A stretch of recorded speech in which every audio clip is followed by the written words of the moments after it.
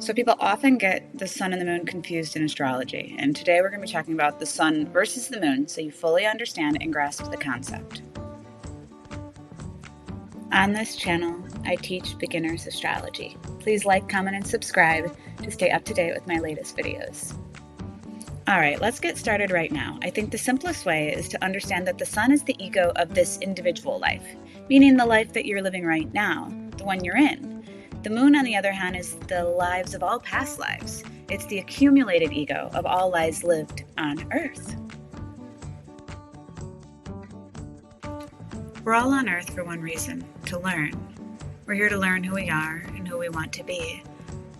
Who we want to be is often felt as the sun. It is that expression. It's what calls you forward. It's what's drawn you to astrology. It comes out from your heart.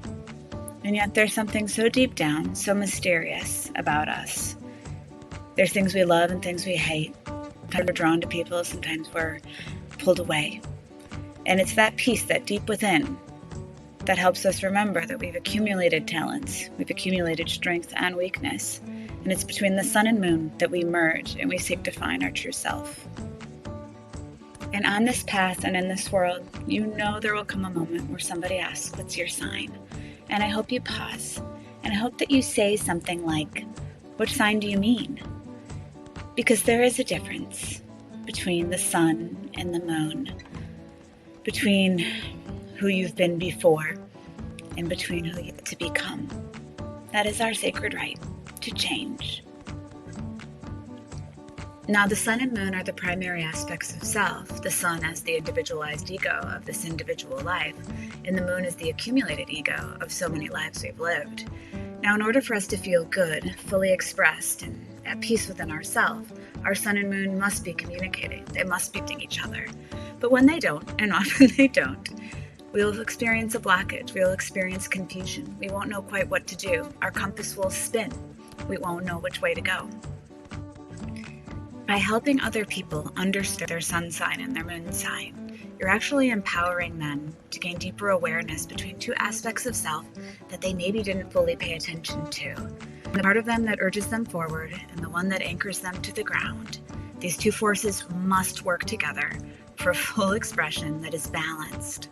We have seen too often how people can fall off their path or not even rise to it, and the goal is fully embodied on Earth.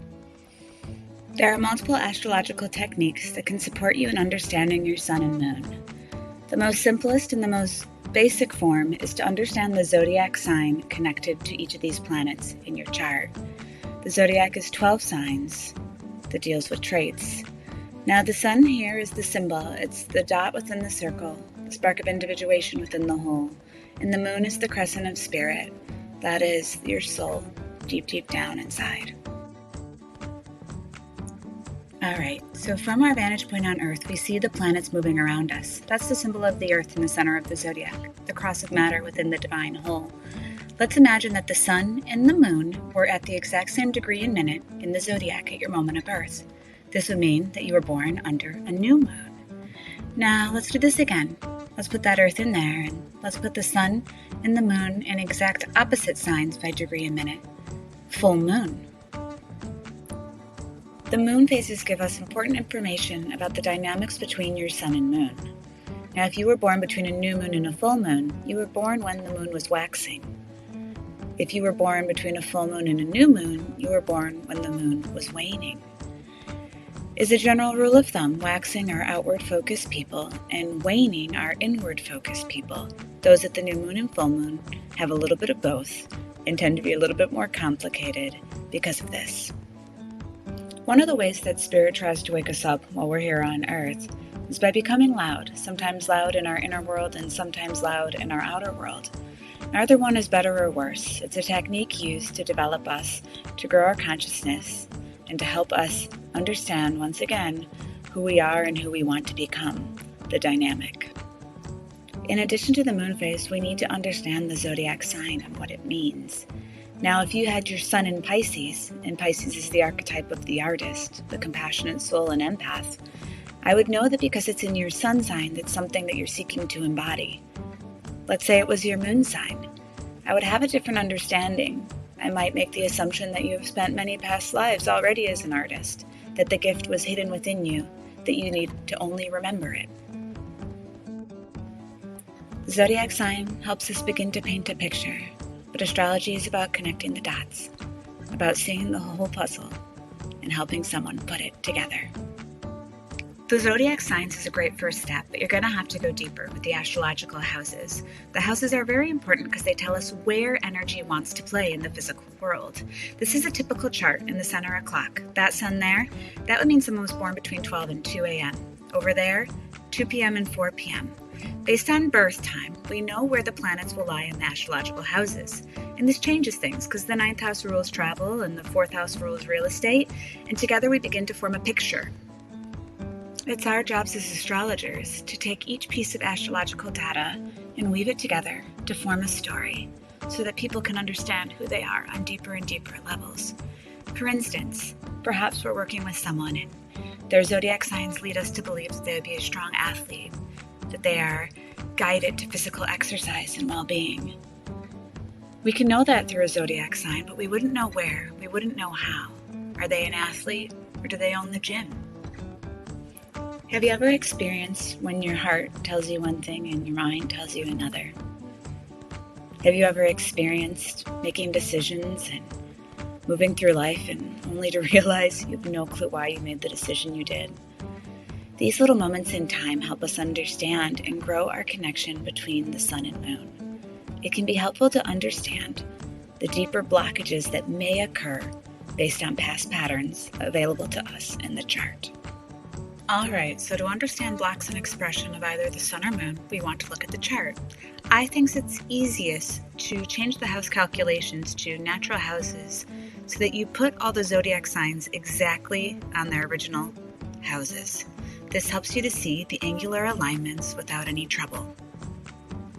Now, you can eyeball it or you can take the shortcut and use what's called an aspect grid. I'm going to go ahead and walk you through this, though I understand it's advanced. I use time passages for my astrological software. The aspect grid is a really easy way to get acquainted with the chart. Right now I'm scanning the columns of the sun and the moon to determine which aspects are strongest. You'll notice at the bottom that it displays the type of aspect and the orb, which is written within the parentheses. My job is to deduce the two strongest aspects. I choose square Neptune and the moon square Saturn. Let's take a look. Remember that square between the sun and Neptune and the square between moon and Saturn?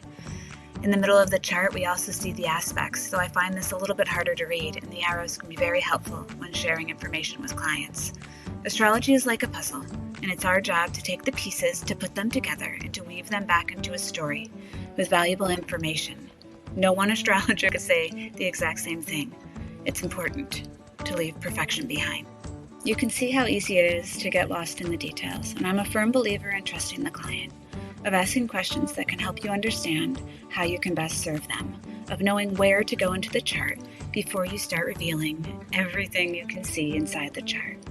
For instance, if someone's suffering from physical fatigue, and they're tired and they're unmotivated, it's most likely a block within the sun, and I would explore that aspect. How if they're repeating karmic patterns and they find themselves in similar scenarios, it's the moon. Since I was a young girl, I've been incredibly motivated to understand who I am and why I'm here. For me, the sun really represents the part of me that is thinking. It is in the mental plane, it is connected to the light body, and it is very, very intentionally growing, expressing, and becoming. The moon is so different, and it comes from such a deep place within me, the place in which I feel and respond authentically, unfiltered, raw. That is how I see the moon. It is connected to the astral body and all lives lived. So what important next steps can you take? Well, I have two very easy and simple ways that you can continue to work with the information.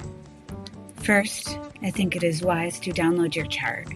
Now, for a lot of people new to astrology, the chart can feel overwhelming. I created something called the Natal Chart Navigator that's available for free on my website. Go ahead and download that, and it will tell you exactly where the planets were and the signs and houses at your moment of birth. The next step is to connect with the energy of your sun and moon through zodiac sign.